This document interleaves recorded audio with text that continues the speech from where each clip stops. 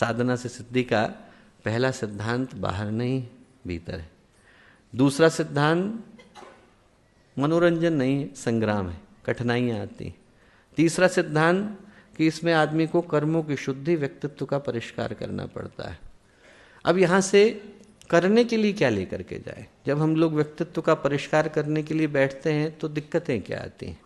तो छोटे छोटे कुछ सूत्र जो पूज्य गुरुदेव ने बताए उनको हम लोग लेकर के जाए।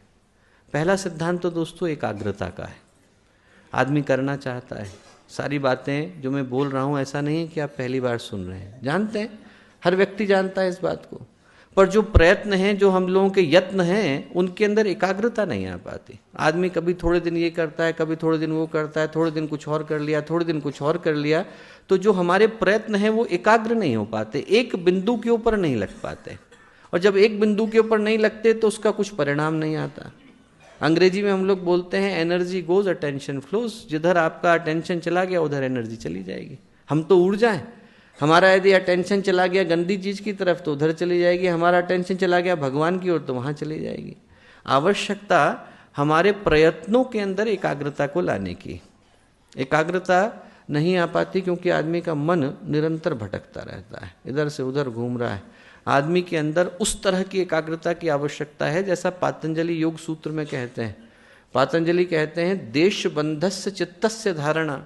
यदि एक वस्तु के ऊपर, एक व्यक्ति के ऊपर, एक विषय के ऊपर मैं पूरा का पूरा समाहित हो जाता हूं, तैल धारावत कहते हैं व्यास, तैल धारावत, जैसे तेल की धारा होती है, ऊपर से आप डालो और नीचे टक चली जाती है। यहां से डालो तो ऐसा नहीं कि एक बूंद इधर उधर गई, वैसे ही मेरी पूरी की पूरी चेतना यदि एक ही विषय में चली जाती है तो कहते हैं तब एकाग्रता है।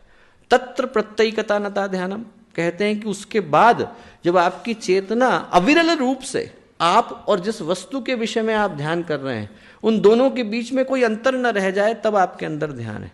गुरुदेव के विषय में आप ध्यान कर रहे हैं और ध्यान इतना प्रगाढ़ हो जाए कि यदि कोई आ जाए तो उसको ये अंतर न पता चले कि गुरुदेव है वहां पर कि आप हैं, दोनों खत्म, दोनों मिलकर के एक हो गए, दोनों की चेतना एकाकार हो गई, दोनों की जो शक्तियां हैं वो एक हो गई। उस समय में सही एकाग्रता और सही ध्यान जन्म लेता है। वो जलालुद्दीन रूमी की बड़ी प्यारी सी कथा है।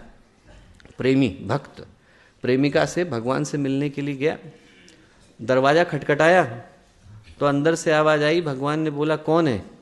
प्रेमी बोला मैं हूं।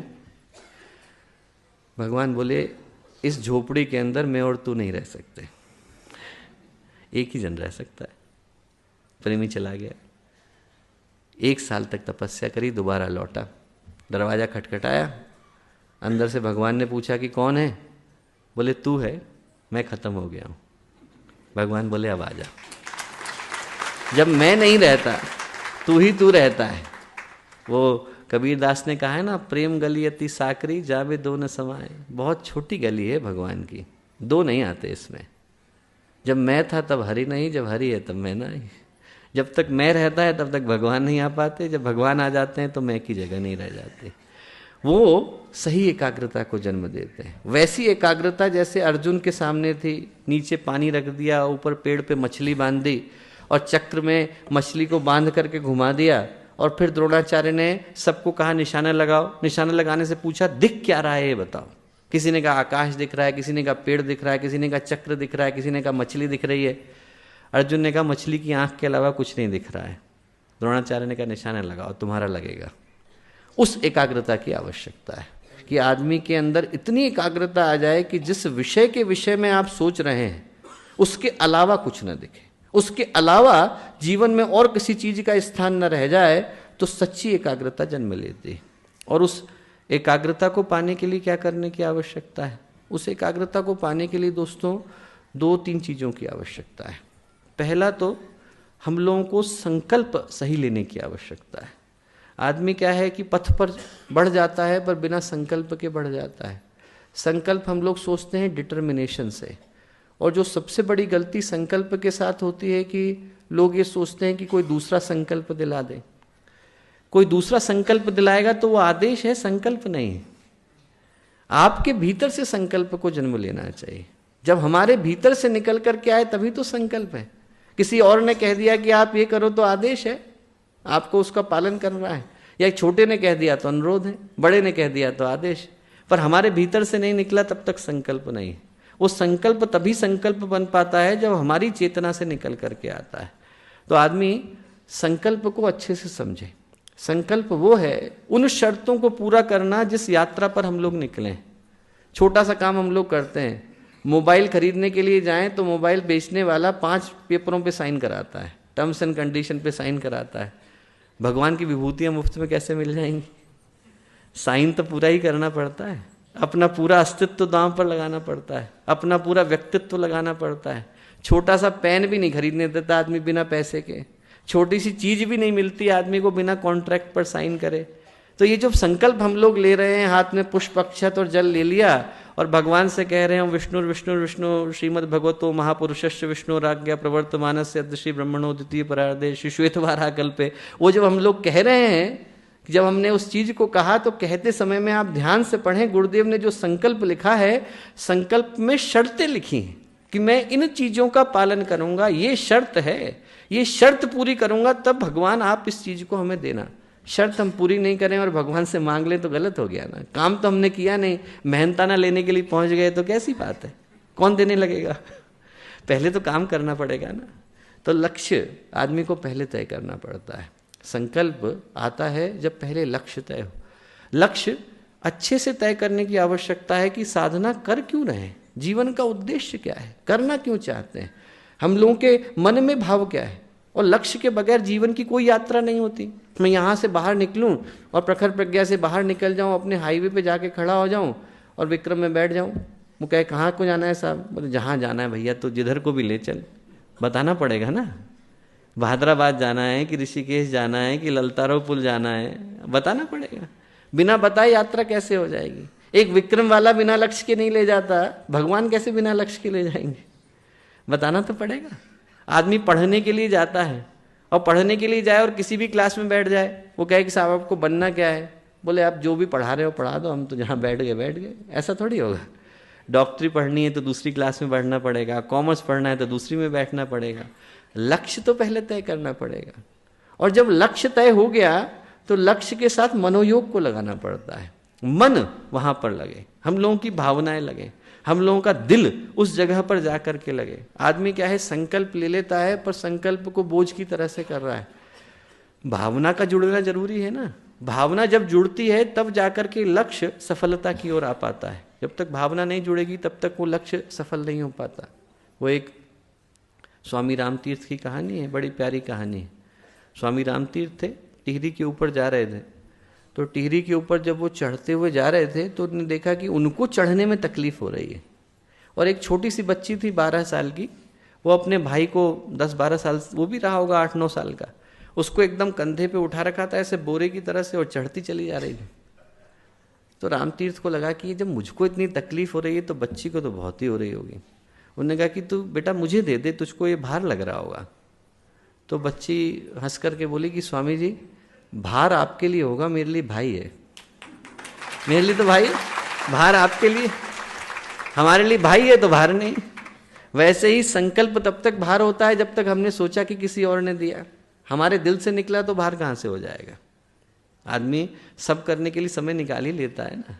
जिस चीज़ से आपको प्यार है, जिस चीज़ पे आपका पूरा आदर और सम्मान है, उसके लिए आदमी समय निकालता है। एकाग्रता आती है जब पहली चीज संकल्प सही होता है। संकल्प सही होता है जब आदमी का लक्ष्य सही होता है, लक्ष्य सही होता है, मनोयोग होता है, और फिर तड़प आती है। जब आदमी के मन में तड़प आए कि इसके अतिरिक्त मैं कुछ और नहीं करना चाहता हूँ, मन में एकदम स्पष्ट तड़प आ जाए कि साहब जब तक भगवान नहीं मिल जाएंगे तब तक मैं चैन से नहीं बैठूंगा, यहीं बैठा हूँ, जब भगवान को बुलाना होगा तो बुला लेंगे, इतनी तड़प आ जाए। एक प्यारी सी कथा है महाभारत में, एक छोटे से बच्चे की, 6-7 साल का था, सुधनवा नाम था। और वो क्या है, निरंतर भगवान को तड़प से पुकार रहा था। भगवान कृष्ण का बड़ा अनन्य भक्त था, अनन्य भक्त। तो क्या है, बैठ करके तड़प से पुकार रहा था। भगवान क्या है, कभी अपने भक्त की तड़प को व्यर्थ नहीं जाने देते। तो भगवान ने जो है व्यवस्था बनाई। अर्जुन जो है अश्वमेध के घोड़े को लेकर के निकले, अश्वमेध का घोड़ा। अब अर्जुन आगे आगे चलते थे तो अर्जुन को देख करके साहब कौन लड़ने के लिए जाएगा, तो सारे के सारे राज्य जो थे वो छोड़ देते थे, अपना हथियार डाल देते थे। सुधनवा के जो पिताजी थे शिखित ध्वज, वो जो है एक छोटे से राज्य के, बहुत छोटी सी रियासत, उसके मालिक थे। तो क्या है कि वो शिखित ध्वज वहां पर बैठे थे और 4 ही उनके सिपाही थे। 4 में से सुधनवा उनका पुत्र और 3 सिपाही और 2 पंडित। पंडितों का नाम था शंख और लिखित। तो क्या है कि वो 2 पंडित और इतने ही सिपाही। तो अब उनने जाकर के पूछा कि साहब अर्जुन आ रहे हैं पीछे से अश्वमेध का घोड़ा लेकर, क्या करें, लड़ें कि छोड़ें? अब 3 ही लोग हैं लड़ने वाले। तो शिखित ध्वज ने अपने पुत्र से पूछा, उन्होंने कहा कि साहब लड़ना चाहिए। लड़ना जो है क्षत्रिय का धर्म है, लड़ना तो हमें चाहिए ही चाहिए, हम लोगों का काम है, हम लोगों को अपना धर्म का पालन करना चाहिए, बाकी जो प्रभु की इच्छा, भगवान की जो इच्छा होगी। ठीक है बोले, पर शंख और लिखित जो है वो थोड़े चालाक किस्म के थे। तो उनने कहा कि ऐसा है कि आप नियम बना दीजिए, क्योंकि कहीं ऐसा नहीं हो तीनों के तीनों भाग जाएं। बोले आप नियम ये बना दीजिए कि कल सुबह जितने बजे लड़ने का समय है हर व्यक्ति मैदान के अंदर आकर के खड़ा हो जाएगा, ऐसा नहीं हो कि कल आए नहीं। तो बाकी के 2 सिपाही आ गए। जैसे ही सुधनवा का समय, सुधनवा लेट हो गए, क्योंकि सुधनवा जो है वो भगवान के ध्यान में बैठे हुए थे। तो लेट हो गए, पूजा करते करते लेट हुए। पहुंचे तो इनने नियम बना दिया, उनने कहा कि साहब कढ़ाई के तेल में कूदना पड़ेगा जो लेट आएगा। जलता कढ़ा, तेल उबाल दिया, इसमें कूदना है।